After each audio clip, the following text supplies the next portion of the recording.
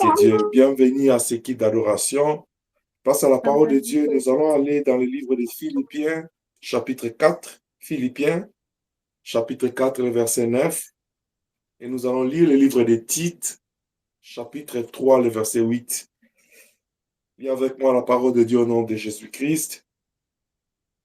Philippiens 4, verset 9, la Bible dit, « Ce que vous avez appris, reçu, entendu de moi, et ce que vous avez vu en moi, pratiquez-les, et le Dieu de paix sera avec vous.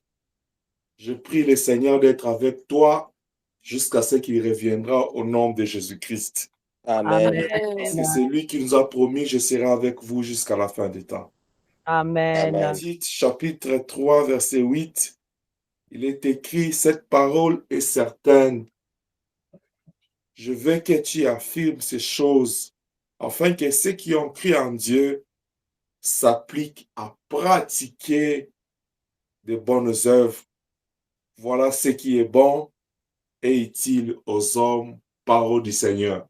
Amen. Qu'il te plaise de régner en ces lieux, Jéhovah, de prendre le contrôle. Tu ondule ma tête, ma coupe déborde, que moi je disparaisse, que toi tu apparaisses, que tout esprit soit soumis à l'autorité du Christ, que Jésus-Christ soit Seigneur en ce moment, au nom de Jésus-Christ. Nous disons Amen. Amen. Salut celui qui est à côté de toi, de ma part, dis-lui, Papa t'aime au nom de Jésus-Christ. Amen. Papa t'aime au nom de Jésus-Christ. Au nom de Jésus. Certainement, comme je t'ai dit, je t'aime au nom de Jésus. Amen. Amen. Merci. Béni soit l'Éternel qui m'a fait grâce d'être ton Père et que tu sois ma fille, que tu sois mon fils. Je suis dans la joie de se tenir au devant de vous ce matin, de parler de la part d'Élohim. Prenez place, que Dieu vous bénisse, que Dieu soit avec vous. Nous étions en train de voir ensemble comment grandir dans la parole de Dieu. Nous avons parlé de la lecture de la parole, nous avons parlé de la méditation, nous avons parlé du partage, nous avons parlé d'écouter l'enseignement. Et ce matin, je vais clôturer cette page-là avec un sous-point, la pratique de la parole de Dieu dans notre vie. Si nous avons bien suivi la lecture, l'apôtre Paul nous écrit des lettres. Là, chez les Philippiens, il dit « Ce que vous avez appris de moi ». Le Saint-Esprit nous dit ce matin « Ce que nous avons appris de lui ». Que ce soit par votre Père qui vous parle, les ouvriers qui passent ici, que ce soit par les moyens que Dieu nous parle, parce que la Bible dit Dieu parle tantôt d'une manière, tantôt d'une autre. Par les cantiques, par les éminents hommes de Dieu que vous avez l'habitude de suivre, toute la connaissance que tu as emmagasinée, qu'as-tu fait de ça? Ce matin, la question serait de savoir, est-ce qu'il est seulement important d'écouter? Il est seulement important de lire. Il est seulement important de méditer ou de partager la parole de Dieu. Est-ce que ça s'arrête là?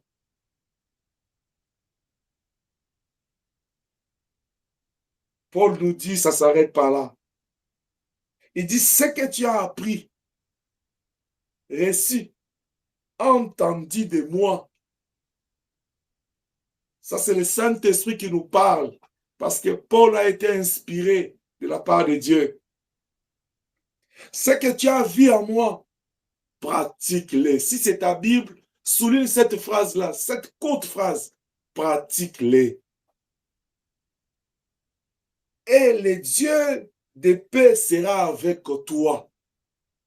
Il dit à Josué, dans Josué 1:8, il dit que ces livres de la loi ne s'éloignent pas de ta bouche, médite-les nuit et jour. C'est alors que tu auras le succès dans tes entreprises et tu réussiras dans tout ce que tu feras. Ici, il nous dit, pratique-les. Après avoir lu, après avoir médité, après avoir partagé, après avoir écouté, pratique-les. C'est alors que Dieu sera avec toi. Parce que Dieu est sa parole. Est-ce que je parle à quelqu'un? Amen. Quand la Bible dit, avec Dieu nous ferons des exploits, Dieu est sa parole.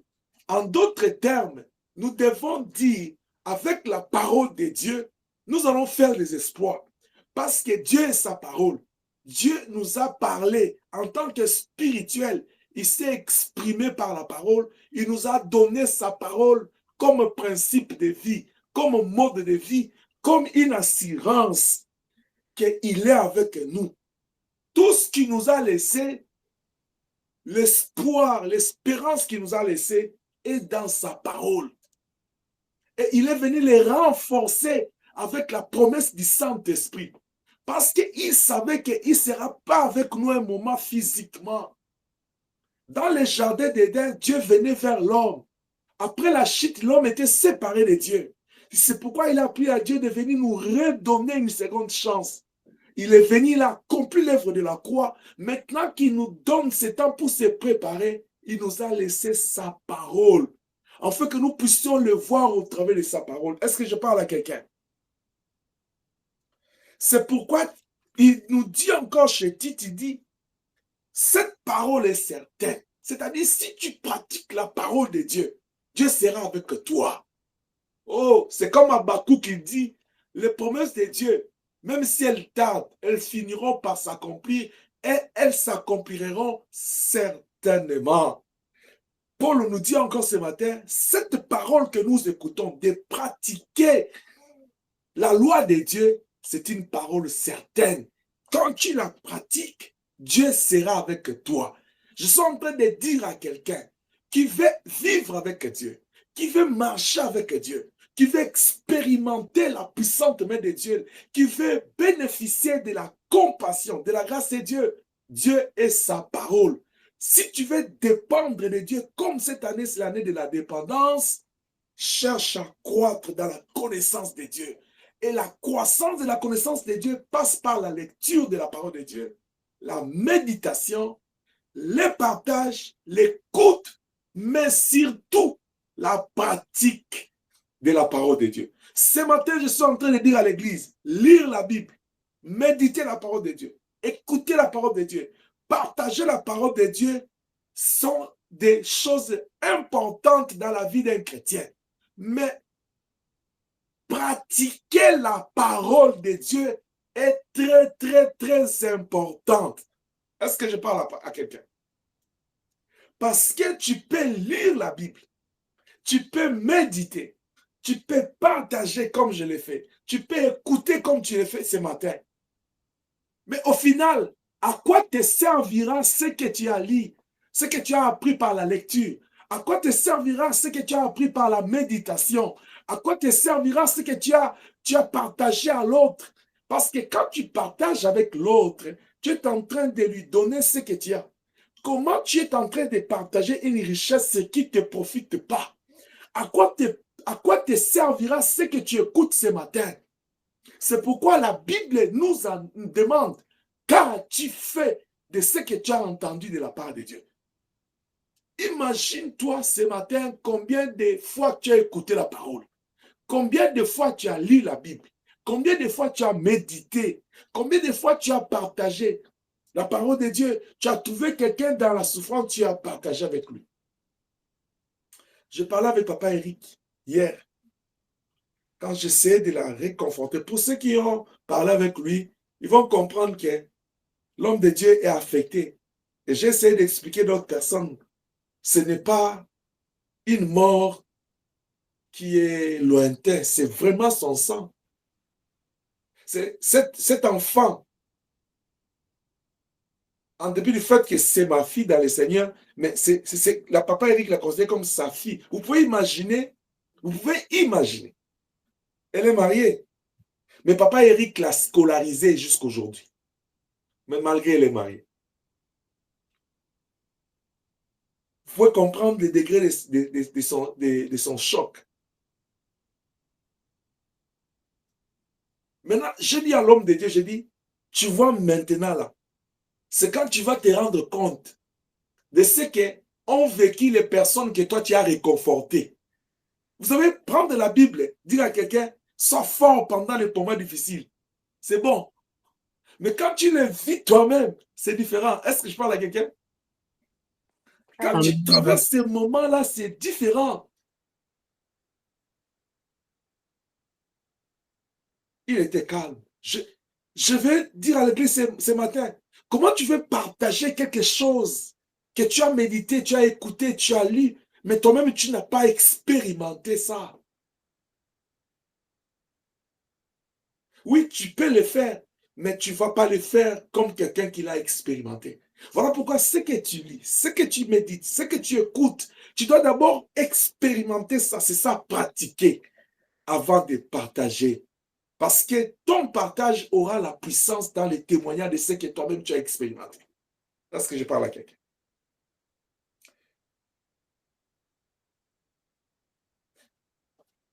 Étant donné que la pratique de la parole de Dieu est très importante, voire même plus important dans la vie d'un enfant de Dieu, alors, moi je me suis questionné pendant que je méditais ces choses. Comment penses-tu, suis-moi très bien, comment penses-tu investir de ton temps pour lire la parole de Dieu, pour méditer la parole de Dieu, pour écouter la parole de Dieu comme tu es là? Comme j'ai toujours dit, au lieu de dire je me suis sacrifié pour aller à l'église, dis j'ai investi mon temps. C'est mieux. Parce que tu ne te sacrifies pas pour Dieu, tu te sacrifies pour toi. Je ne me sacrifie pas pour Dieu. Je me sacrifie pour moi-même. Mais j'investis dans ma foi. Est-ce que je parle à quelqu'un? Tu investis dans ta foi, dans ta relation avec Dieu. Parce que tu as compris que c'est Dieu d'abord, avant tout. Ce que je suis, c'est Dieu. Nous voulons danser, nous venons de le chanter. C'est pourquoi je ne fais pas de sacrifices pour Dieu. Moi, je suis en train de me sacrifier moi-même pour investir dans ma foi. Alors, pose-toi la question de savoir, comment tu te sacrifies pour investir dans ta foi, à avoir le temps de lire la parole de Dieu, de méditer la parole, d'écouter la parole, même de partager la parole de Dieu. Mais sans que cela te soit bénéfique. Sans que tu en tires profit. Sans que tu tires un gain dans ça.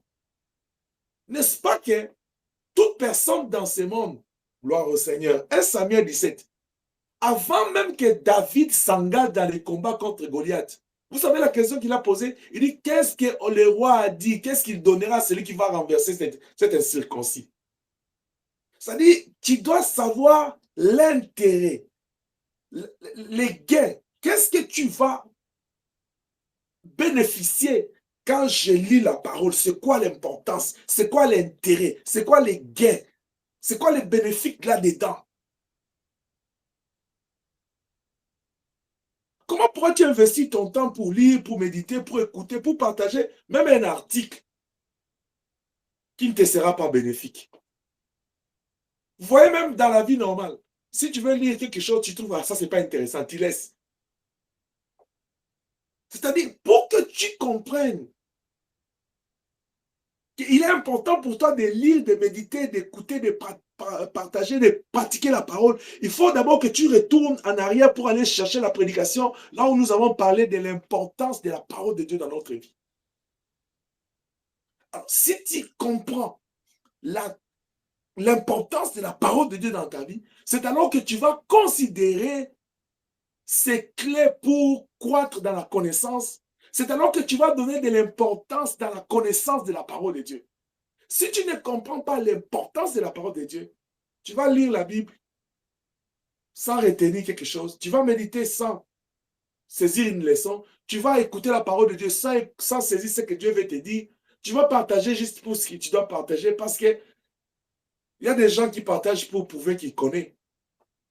Mais toi et moi, nous devons d'abord saisir l'importance de la parole de Dieu.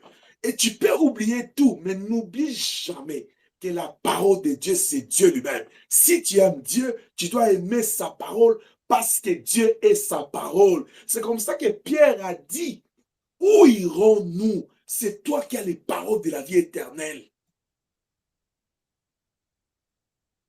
Si tu demandais à un amoureux de la lecture, il te dira le goût de ça, le goût de la lecture. Je vais juste ouvrir une parenthèse. en dehors de la Bible, regardez-moi, ouvrez-moi vos caméras, je vais vous voir, en dehors de la Bible, qui a fait une lecture cette semaine? Qui a lu un livre? Inès, que Dieu te bénisse. Qui encore? C'est Sylvia, que Dieu te bénisse. Adassa, ma fille, que Dieu te bénisse. Ce sont les gens que j'ai vus, hein? Ok. Demandez maintenant à sœur Sylvia, demandez à sœur Inès, demandez à Adassa là, pourquoi ils ont lu ces livres-là? Ça, c'est la première question. Deuxième question, demande-leur, c'est quoi le goût qu'ils ont à la lecture? C'est quoi le goût? Quand j'ai parlé de la culture des livres, là, je vous ai dit, le monde a tellement évolué qu'il nous donne des facilités. Nous avons des livres audio. Tu peux même conduire. Tu entends la Bible dans les oreilles. Une autre personne lit pour toi. Tu ne vois pas que tu es rendu au point que tu es chef. Hein? Tu as un secrétaire audio qui te lit la Bible, qui te lit les livres. Toi, tu es là assis, tu fais les cœurs, tu conduis calmement, tu entends. Mais malgré cette facilité-là, la lecture, la culture de la lecture n'existe plus. Si la Bible dit, la nature elle-même ne vous enseigne-t-elle pas? Nous sommes dans ce monde ici, surtout dans ce milieu où nous vivons. C'est un milieu de la lecture. Tu verras les gens dans les autobus, tu verras les gens au travail, pendant les pauses, ils lisent. Et tu vas aller même plus loin. Les amoureux de la lecture vont te dire, il y a des ceux qui gèrent leur anxiété, leur dépression dans la lecture. Est-ce que tu es avec moi? Quand il est dépressif, il prend un livre, il lit. Parce que chacun a sa façon de gérer ses stress. Un autre, il doit aller regarder un film. Un autre, il doit prendre la marche. Mais il y a beaucoup de gens qui calment leur stress par la lecture. Alors, si, pour le commun des mortels, les livres, les pensées des gens qui n'ont pas la vie dedans, mais qui ont l'expérience où ils expriment leurs sentiments, les aident, leur calment l'anxiété, leur calment le stress de la vie, à combien plus forte la parole de Dieu. Je viens de le dire. Pierre a dit, où irons-nous? C'est toi qui as les paroles de la vie éternelle. Il n'y a qu'un seul livre qui a les paroles de la vie éternelle, c'est la Bible. C'est la parole de Dieu. Ou ce sont des livres que les hommes inspirés ont écrits de la part de Dieu, partant de leur témoignage ou d'une expérience. Mais le reste des livres nous donne la connaissance dans la vie présente. Mais tu verras que les amoureux de la lecture, ils prennent ces livres-là, ils lisent. Parce qu'ils savent les gains, les bénéfices qu'il y a dedans dans la lecture. Est-ce que je parle à quelqu'un? Demande à ces amoureux-là le goût de la lecture, l'intérêt, l'importance de la lecture, les gains qu'ils attachent à la lecture de leurs livres. S'ils peuvent nous répondre, à combien plus forte raison pour nous, la parole de Dieu, lire la parole, comment ça ne peut pas être important? Mais si tu demandes à ces gens-là, pourquoi ils lisent, ils vont te dire, c'est parce qu'ils veulent croître leur connaissance. C'est parce qu'il est dans le domaine des affaires, il veut aller prendre les stratégies pour améliorer ses affaires. Il est dans le domaine du marketing, il veut prendre les connaissances pour aller améliorer son art dans le marketing. Il est dans le domaine de la communication, il veut prendre les techniques pour améliorer sa façon de communiquer. C'est-à-dire, même quand ils vont lire les livres, là, ils ont toujours quelque chose qu'ils gagnent, qu'ils vont aller prendre pour appliquer dans leur vie, dans leur quotidien. Et cela leur aide à faire face aux défis, à relever leurs défis parce qu'ils ont acquis une connaissance. Est-ce que je parle à quelqu'un? Si les livres de ce monde, les gens les lisent pour apprendre et pratiquer ce qu'ils ont lu, ou partager ce qu'ils ont lu, à combien plus forte raison, nous on peut lire la Bible, on peut méditer, on peut écouter la parole, pas pour pratiquer ça. Parce que dans la parole, il y a la vie. La parole de Dieu est plus que les livres de ce monde. Que Dieu nous aide. Amen. C'est pourquoi Psaume 1, il dit, heureux l'homme qui ne marche pas sans le conseil des méchants, qui ne s'assied pas avec les moqueurs. Il dit, qui trouve son plaisir dans la loi de l'Éternel. C'est-à-dire, il est devenu amoureux de la lecture, de la méditation, de l'écoute de la parole de Dieu, parce qu'il sait qu'en lisant, en écoutant, en méditant la parole de Dieu, il va bénéficier de quelque chose qu'il va appliquer dans sa vie pour grandir. Si tu vas dans Psaume 119, verset 5 et 5, il te dit, ta parole est une lampe. C'est-à-dire, quand quelqu'un va aller lire la parole de Dieu, parce qu'il veut être éclairé dans la marche. Il va être éclairé, que ça, la parole de Dieu soit la lampe. C'est-à-dire, je lis, je vais la pratiquer pour qu'il m'éclaire dans ma marche. Je lis une lumière sur mon chantier, ça veut dire dans ce que je suis en train de construire. Ma vie que j'ai construite, je vais la construire selon ta volonté. Je vais la construire selon ton modèle, selon tes exigences. Je ne vais pas faire des choses selon moi. C'est ça un chantier. Tu vois, tel que tu es là, ta vie, c'est encore un sentier. Un chantier. Jusqu'à ce que ça deviendra grand. Jusqu'à ce que l'homme va venir. Tu vas construire ta vie du jour au lendemain, du jour au lendemain, du jour au lendemain. Surtout vous, les jeunes gens, les lionceaux. Vous avez encore la vie longue devant vous. Je vous parlais hier de la spiritualité. C'est très important d'appliquer la spiritualité dans votre vie. Parce que là où le monde va, moi j'ai pitié pour vous. C'est pourquoi je cesse de prier Dieu pour vous à chaque instant. Et je la rappelle aux parents, je la rappelle aux ouvriers, priez pour nos enfants. Le monde s'en va mal. Le monde va de pire en mal. Est-ce que je parle à quelqu'un? Amen. Amen. Quand nous on grandissait, on nous disait que l'éducation du fils c'est la mauvaise. Parce que l'enfant va aller prendre dehors et vous n'avez pas le contrôle.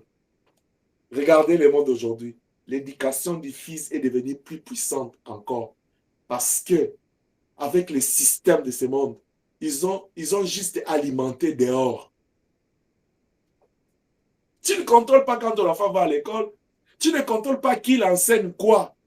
Tu ne contrôles pas l'état d'esprit. La matière peut être la matière, mais quel est l'état d'esprit? C'est quoi la spiritualité de la personne qui enseigne ton enfant?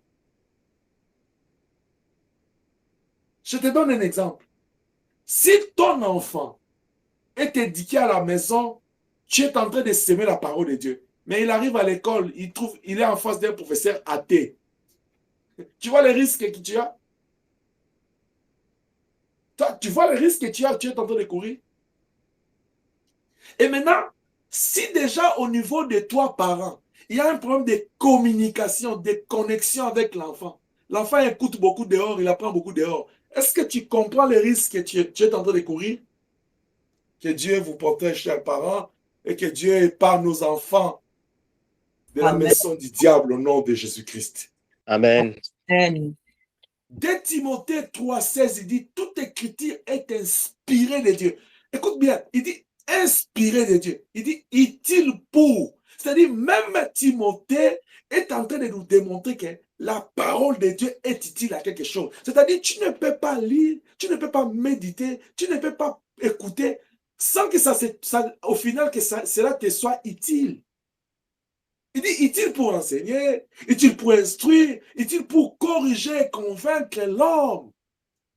Si tu vas dans Ephésiens 4, 8 à 11, quand il confie le ministère, il dit c'est pour le perfectionnement des saints. C'est-à-dire, le ministère là, ils utilisent que la parole de Dieu. Les prophètes, ministres, ils utilisent la parole de Dieu. Les apôtres, la parole de Dieu. Les évangélistes, la parole de Dieu. Les docteurs, la parole de Dieu. Je n'ai pas cité qui. Apôtres, évangélistes, docteurs, prophètes. Les pasteurs, la parole de Dieu. Pourquoi ils utilisent tous la parole de Dieu? Parce que c'est l'outil que Dieu nous a donné dans la mission. Et c'est cette parole-là qui a été inspirée par Dieu, qui est utile pour aller enseigner aux gens. C'est pourquoi dans Matthieu 28, il dit, enseignez-leur à observer ce que je vous ai prescrit. Vous voyez la pratique de la parole de Dieu? Il dit, enseignez-leur à observer. En d'autres termes, à pratiquer, à mettre en pratique, à mettre en œuvre ce qu'ils écoutent. Tu ne viens pas à l'église chaque jour pour écouter seulement. Tu viens écouter pour mettre en pratique. Est-ce que je parle à quelqu'un? Alors, pose-toi la question. Chaque fois que tu écoutes, tu écris. Mais qu'est-ce que tu fais? Qu'as-tu fait de la parole de Dieu? Pour grandir dans la connaissance, il faut pratiquer. Parce que la pratique, c'est l'étape la plus importante dans l'apprentissage. Quelqu'un qui apprend, qui écoute, il retient. Mais il peut oublier. Mais quelqu'un qui commence à vivre ça, c'est devenu sa mode de vie. C'est devenu sa routine de tous les jours. Il ne peut pas oublier parce qu'il dit, oh, gloire au Seigneur. Daniel s'est retrouvé en déportation. on lui proposa de manger les mains souillées. Il dit, ce n'est pas ma coutume. Ce n'est pas ce que moi j'ai appris. Parce qu'il était déjà passé à la phase de pratiquer la parole de Dieu. Est-ce que je parle à quelqu'un? Il ne peut pas oublier. Il n'a pas besoin d'aller trouver les parchemins. Quelqu'un qui vit la parole de Dieu n'a pas besoin de dire au diable, quand le diable te dit, jette-toi de là, il est écrit, les anges vont venir te prendre avant que tu heurtes contre une pierre. Tu ne vas pas dire au diable, attends, je vais ouvrir la Bible. Tu vas lui dire, il est écrit, parce que la parole a pris vie en toi. Est-ce que je parle à quelqu'un? Quand une personne meurt, tout le monde veut connaître. Tout le monde veut connaître quoi quand une personne meurt? Dites-moi. La première des choses que tout le monde veut connaître quand une personne meurt, il a laissé quoi? Dites-moi. Il a laissé quoi? Le testament. Qui peut être par écrit ou qui peut être ses dernières volontés orales. Il dit, toi qui étais avec lui, qu'est-ce qu'il a dit? Est-ce que tu es avec moi? Amen. Amen. Mais qu'est-ce que papa a dit avant de partir? Qu'est-ce que maman a dit? Yaya avait dit quoi? Ton mari avait dit quoi? Qu'est-ce qu'il avait dit? Il a laissé quoi? Parce que tout le monde veut savoir, après lui, c'est quoi la vie? Parce que tout le monde veut savoir, il a laissé quoi? Comment on va gérer ce qu'il a laissé? N'est-ce pas? C'est ainsi que la parole de Dieu est notre testament, que le Seigneur nous a laissé, que Dieu nous a donné, pour que nous puissions savoir comment nous gérer, comment gérer la chose de Dieu, comment gérer la maison de Dieu qui est ta vie, pour savoir comment se comporter, pour savoir comment les servir. C'est comme ça il dit à Moïse dans Exode 25, 9, il dit, tu construiras les tabernacles selon les modèles d'en haut. Et quand il a fallu construire les tabernacles, il donne les mesures, il donne les natures même de bois, parce que c'est Dieu qui détermine. Tu pourras lire dans Hébreux 9, 17, Galates 15, Galates 3 plutôt, 15 à 17. On parle des testaments. C'est-à-dire, si la parole de Dieu est notre testament, nous devons aller prendre des connaissances, lire, méditer, écouter, pour pratiquer la volonté du maître, de l'époux. Il a dit dans Jean 14, je suis allé vous préparer une place, je reviendrai. Oh, je dis à quelqu'un, au son de la trompette, lors de son retour invisible, la Bible dit, premièrement, les morts en Christ ressusciteront. Pourquoi ils vont ressusciter? Parce qu'ils ont fait usage de la parole de Dieu. Ils ont écouté, ils ont médité, ils ont pratiqué la parole, ils ont lu la Bible. Après, ils ont vécu sans la parole. Nous devons faire notre effort à pratiquer la parole que nous écoutons, à pratiquer la parole que nous lisons. Sinon, nous serons des lecteurs simples. Sinon, nous allons rendre la Bible comme un livre d'un certain XY. La Bible, c'est la parole de Dieu. Et en elle, il y a la vie. Il y a un esprit dedans. C'est l'esprit de Dieu. La vie dedans, c'est la vie éternelle. Quand tu lis la Bible, c'est pour prendre ce qui va alimenter ta vie spirituelle, ta foi, ta marche avec Dieu. Est-ce que je parle à quelqu'un? Amen. Je vais dire 4 choses avant que je termine. Rapidement. Quand nous parlons de pratiquer la parole, en d'autres termes, la pratique de la parole, c'est la vie dans la parole. C'est vivre selon la parole. Quand nous disons pratiquer la parole, c'est vivre selon et dans ce que Dieu te demande dans sa parole. Dieu nous demande quoi? À pratiquer le bien et à résister au mal, même à fuir le mal. C'est pourquoi vous avez vu Tite, il a dit ça. Il dit, cette parole est certaine. Je veux que tu affirmes ces choses, afin que ceux qui ont cru en Dieu s'appliquent à pratiquer les bonnes œuvres. Les bonnes œuvres. Parce que vous avez cru à Dieu, vous avez cru à sa parole, appliquons-nous à pratiquer les bonnes œuvres. Les bonnes œuvres sont incluses dans la parole de Dieu, sont écrites dans la parole de Dieu. C'est quand la Bible te dit, aime ton prochain comme toi-même. Tu ne peux pas dire que tu es un enfant de Dieu. Tu as des gens qui te détestent. Tu as des gens qui ont dit, même jusqu'à ma mort, je ne vais pas lui parler. Mais tu es en train de prophétiser quel type de mort que toi tu vas faire l'objet. Parce que tu vas aller à la mort de quelqu'un qui n'est pas en paix avec les autres. Le ciel n'est pas pour cette catégorie de personnes. Est-ce que je parle à quelqu'un? Amen. Amen. Il dit, en pratiquant les bonnes œuvres, voilà ce qui est bon et utile aux hommes. La pratique de ce qui est bien. Et ce qui est bien, c'est la parole de Dieu. Et la Bible dit, c'est ce qui est utile. Paul dit, tout nous est permis, mais tout n'est pas utile. Qu'est-ce qui est utile? C'est pratiquer la parole de Dieu. Est-ce que je parle à quelqu'un? Amen. Amen. Nous devons vivre avec la parole de Dieu, aller chercher à prendre ce que la Bible nous donne pour faire et ce que la Bible nous interdit de faire. Comme Esther. Esther s'est conformée aux règles établies pour se préparer et elle fut choisie. Elle vient dans la cour royale, là on a placé toutes les femmes, vous connaissez l'histoire, mais on a donné les règles. On dit, vous allez seulement utiliser ça. Voilà les règles. Tu ne peux pas entrer dans un jeu, dans un film où les concepteurs, l'initiateur, les réalisateurs, les scénaristes, c'est Dieu lui-même, c'est son film. Toi, tu veux te comporter comme tu veux. Si Dieu dit que non, je veux que tu sois en tout noir, toi, dis non, moi, je vais m'habiller blanc. On va t'enlever dans le film. Il dit que ces livres de la loi ne s'éloignent pas de ta bouche, mais dites-les nous des jours, en agissant fidèlement selon ce qui est écrit. Tu entends? Agir fidèlement. C'est ça, pratiquer la parole de Dieu. La pratique de la parole de Dieu est très importante parce que c'est elle qui détermine que j'ai lu, mais j'ai saisi ce que je viens de lire. J'ai médité, j'ai saisi ce que je viens de méditer. J'ai écouté la prédication, j'ai saisi. Mais pourquoi je lis, pourquoi j'écoute, je médite? C'est pour prendre quelque chose et aller pratiquer.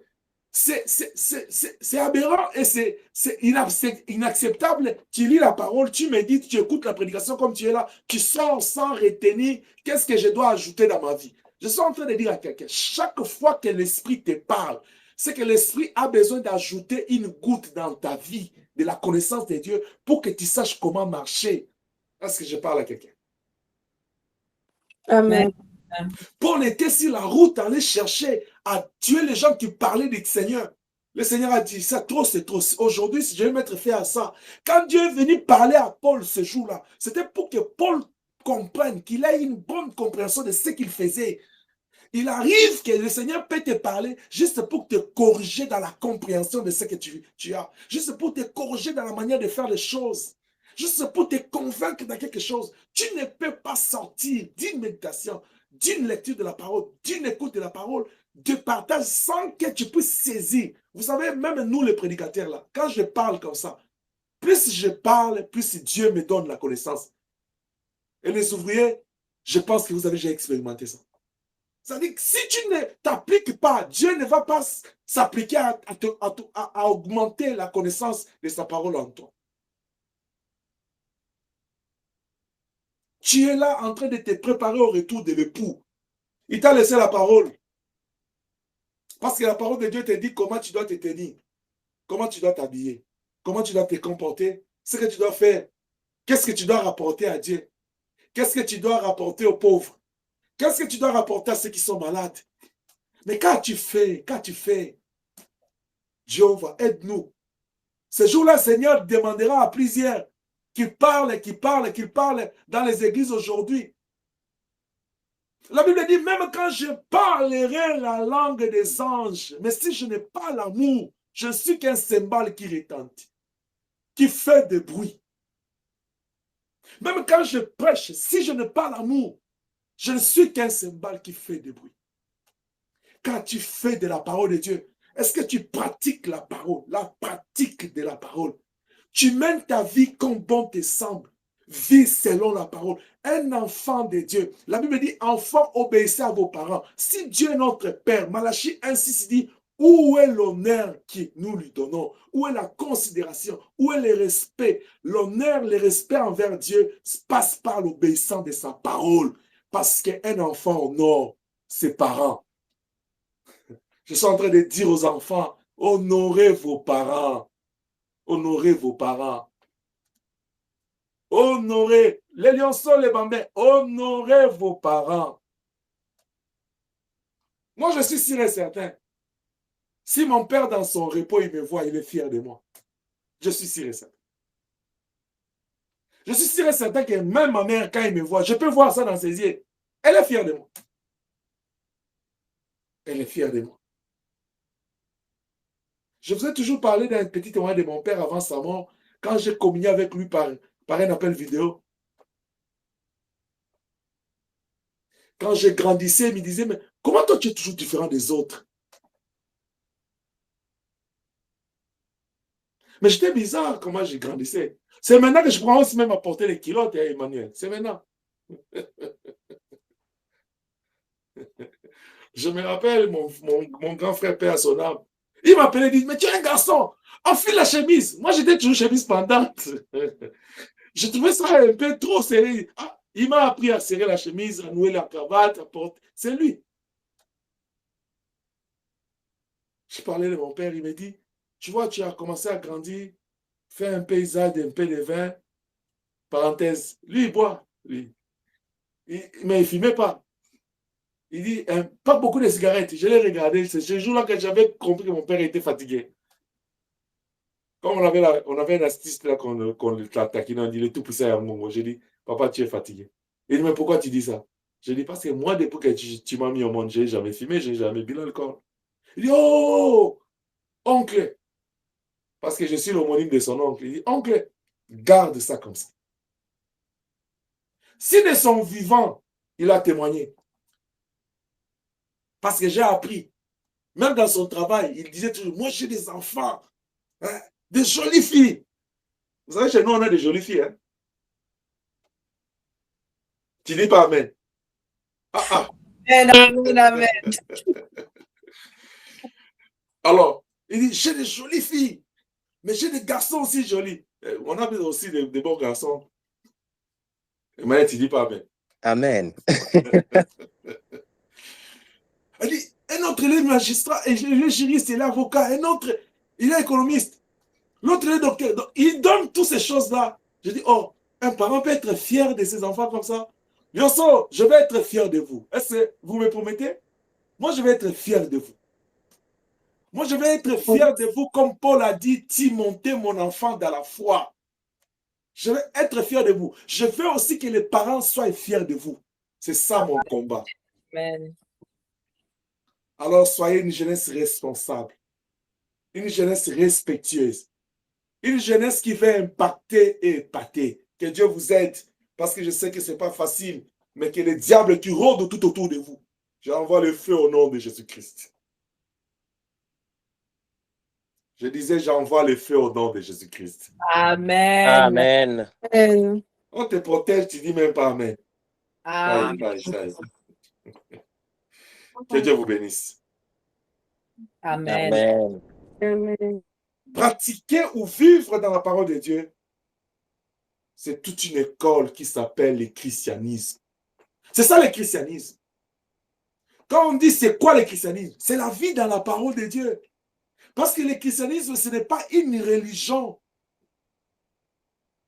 mais c'est la vie dans la parole de Dieu. Mon père, dans la foi, avait l'habitude de dire, le christianisme, ce n'est pas une religion, mais c'est une vie. J'ai retenu cette phrase-là.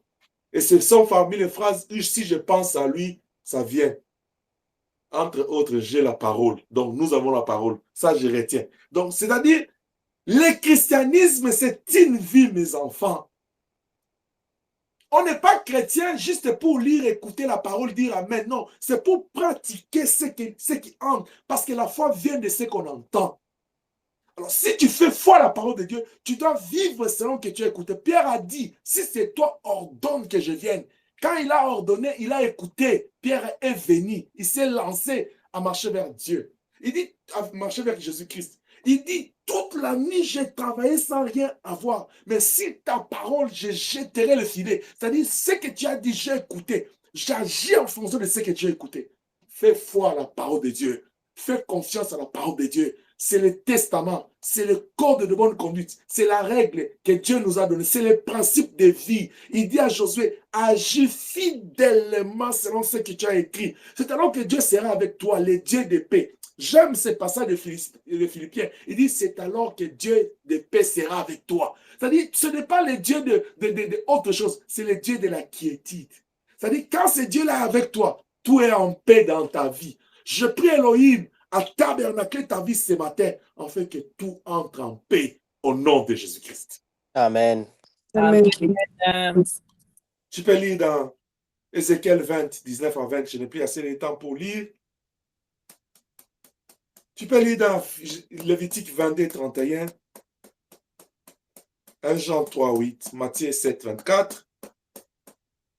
Troisième chose, la parole de Dieu, la pratique de la parole de Dieu se traduit par l'obéissance de la parole de Dieu, qui te conduira à une vie de la sanctification, car c'est cette parole qui nous sanctifie. Jean 17, 17, Josué 22, 5. Pratiquer la parole de Dieu, c'est obéir à ce que tu as écouté. Peu importe que ça soit bon, amer, que ça soit sucré, que ça soit ce que tu veux entendre ou pas. Ne sois pas de ces de 2 Timothée 4 qui sont rendus au point la vérité est en train de les démanger. Ils ont des démangeaisons quand ils écoutent la vérité. Le monde est rendu au point où les gens ne veulent plus entendre la vérité. Ils veulent entendre ce qu'ils veulent entendre. Que Dieu nous protège. Parce que nous voulons dire ce que Dieu veut. Alors maintenant, il reste que toi qui m'entends, si tu m'entends bien. Mais comment tu peux faire foi à quelque chose que tu n'as pas bien saisi? Vous savez, quand un prédicateur parle, et que toi tu es déjà dans les soupçons, dans les questionnements, je vais parler sur les obstacles de l'écoute. Qu'est-ce qui fait que non, quand la parole de Dieu est parlée, les gens n'écoutent pas, ou bien les gens ont du mal à comprendre ou à pratiquer cela? Il y a beaucoup de choses. Maintenant, quand un prédicateur parle, toi, tu n'as pas déjà écouté. Parce que écouter, ce n'est pas seulement le fait d'entendre le bruit que je fais. C'est saisir qu'est-ce que Dieu veut te dire. Mais comment tu vas mettre la foi, placer la foi dans ça, si tu n'as pas saisi ce que Dieu te dit? Comment tu vas aller pratiquer si tu n'as pas saisi ce que Dieu te dit? Vivre dans la parole, c'est pratiquer la parole de Dieu. La dernière chose, la vie dans la parole de Dieu, c'est éclairer les autres. C'est vivre en éclairant les autres comme une lampe placée sur une table. Quand la parole de Dieu est en toi et tu vis selon la parole, tu es devenu une lumière pour les autres. C'est comme quand nous avons appris, nous devons briller comme des flambeaux. C'est cette parole qui est en nous, qui brille et qui nous fait briller. Et ça va faire briller les autres. Vous savez, le jour où on a arrêté le Seigneur, pourquoi cette femme-là a remarqué en Pierre qu'il était comme l'air de l'air? C'est parce que la parole de Dieu vibrait dans Pierre et ça avait affecté les comportements, la nature de Pierre. On peut même entendre qu'il parlait comme Christ. Antioche, ils ont vu que ces gens-là parlaient, faisaient comme Christ. C'est comme ça qu'ils ont appelé les chrétiens. Parce que la parole de Dieu vibrait en eux, brillait en eux. Mais tu ne peux pas écouter la parole. Tu ne peux pas être un enfant de Dieu. Et que la parole là est étouffée en toi. Ça ne brille même pas dans ta vie. En tant que le feu, ça doit brûler, briser tout, consumer les choses qui sont contraires à la parole de Dieu. Et ça doit briller, éclairer la vie des autres. Mais il y a déjà un problème. Est-ce que cette parole-là, ça brille d'abord dans ta vie? Est-ce que ça brille en toi? Est-ce que ça consume les choses qui sont contraires à la volonté de Dieu? Même quand la Bible dit marcher selon l'esprit, il faut que la parole qui est esprit et vie soit en toi pour que ça consume les choses contraires à la volonté de Dieu. C'est alors que tu auras la possibilité la facilité de vivre selon l'esprit. Quand tu pratiques la parole, tu n'es pas seulement une lampe placée sur la table, mais tu es aussi le sel de la terre. Tu vas donner le goût aux autres. Il faut que les gens te regardent et disent, mais comment tu parles comme ça? Comment toi tu es toujours douce? Comment tu es toujours calme? Comment tu es toujours humble? Comment tu donnes toujours la paix, l'amour, la joie? Il dit, c'est Dieu. Il dit, mais quel est ce Dieu-là en qui toi tu as crié? Tu leur montres Elohim. Mais si les gens ne le voient pas en toi, comment ils viendront?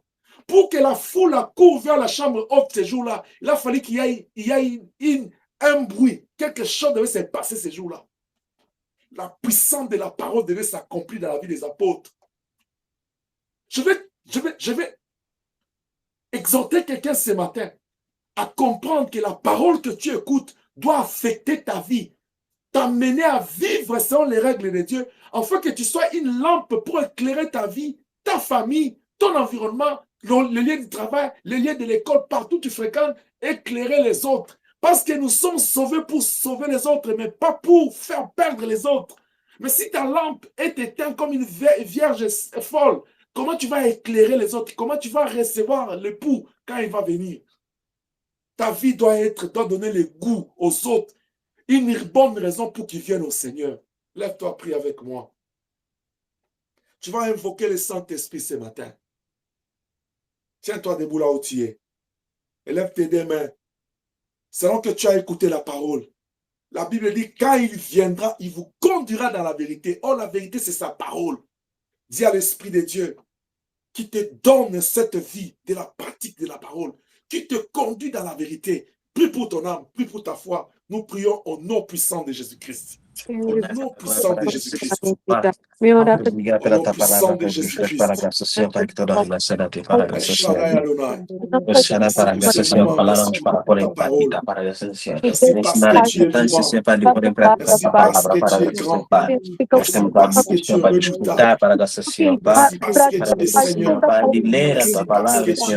Mas hoje me disseram que é importantíssimo, Senhor Pai, a palavra, Senhor Pai, Adonai, que o auxílio do Espírito Santo para a graça, Senhor Pai, para que eu possa para a graça ter o Espírito hábito aqui, tudo para a graça, decorar tudo aquilo para a graça que me ensinado para a graça, Senhor. Aquilo que me ensinado para a glória para a graça, Senhor Pai. Eu peço para a glória para a graça, auxílio para a graça, Senhor, para a palavra vem do Deus, Pai. Isso me seja, Pai, auxílio para a glória para a graça, Senhor Pai. Vem para a graça, Senhor, Aquilo que vive de tua palavra, Senhor, não só pela boca, em nome de Jesus Cristo, para a glória para a graça, Senhor. Senhor, Senhor, para a graça, Senhor. Em nome de Jesus Cristo, para a graça, Senhor.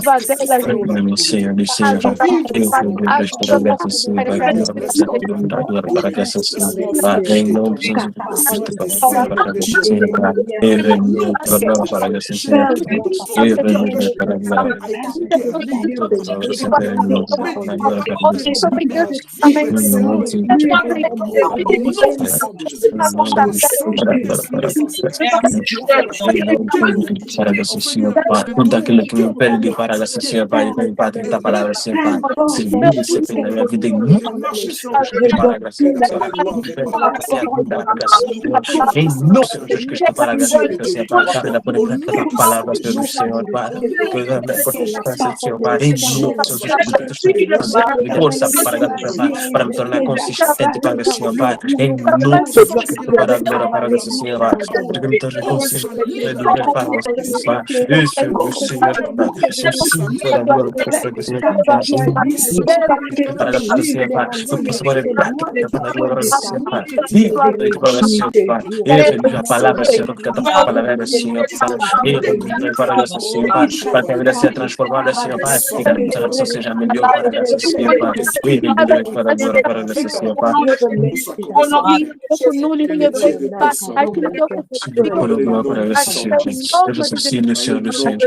Reina para a sociedade, ao nome de Jesus Cristo. Amém. Reste calme, tu gardes tes deux mains. La Bible te dit ce matin ce que tu as appris, ce que tu as reçu, ce que tu as entendu de moi, ce que tu as vu en moi, pratique-le. Pratique-le. Le Seigneur veut nous dire ce matin, avant de penser, de dire, de faire quelque chose, d'agir, de réagir, posons-nous toujours la question, est-ce que c'est la volonté de Dieu? Amen. Est-ce que je suis dans la volonté de Dieu? Est-ce que la Bible me dit de faire ça comme ça? Est-ce que je le fais selon la parole de Dieu? C'est alors que le Dieu de paix sera avec nous. Tu vas prier encore. Tu vas dire à Dieu que le Saint-Esprit garde dans ton esprit chaque fois cette question. Est-ce que je suis dans la volonté de Dieu? Est-ce que je le fais dans la volonté de Dieu? Est-ce que c'est la volonté de Dieu? Que le Saint-Esprit t'aide. Prie au nom puissant de Jésus-Christ.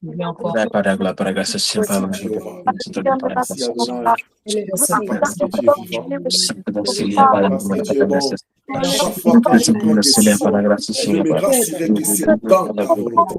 Selon ta volonté. Dans ma volonté. C'est dans ta volonté. C'est pas il est bon. Pas c'est bon. Mais au nom puissant de Jésus. Ne me laisse pas faire quelque chose.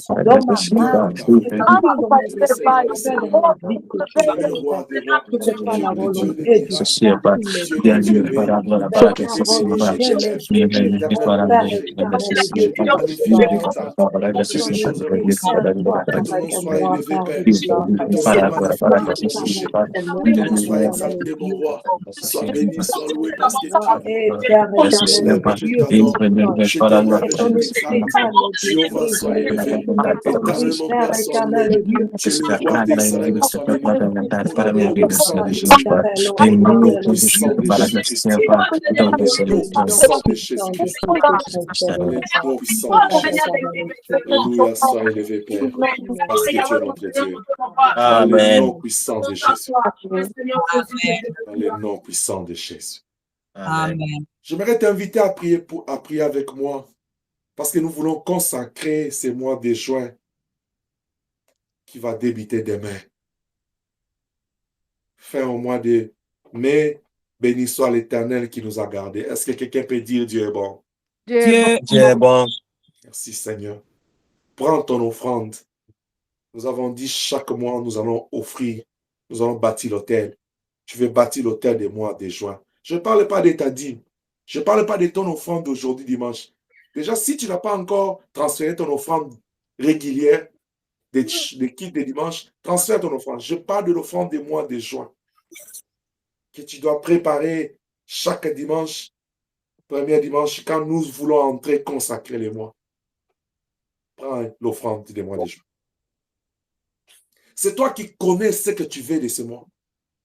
La Bible dit, fais de l'Éternel tes délices, il te donnera ce que ton cœur désire.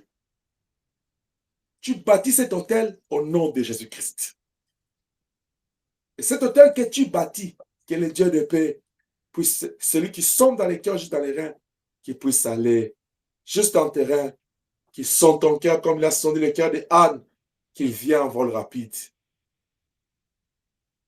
Commence à bénir le mois de juin.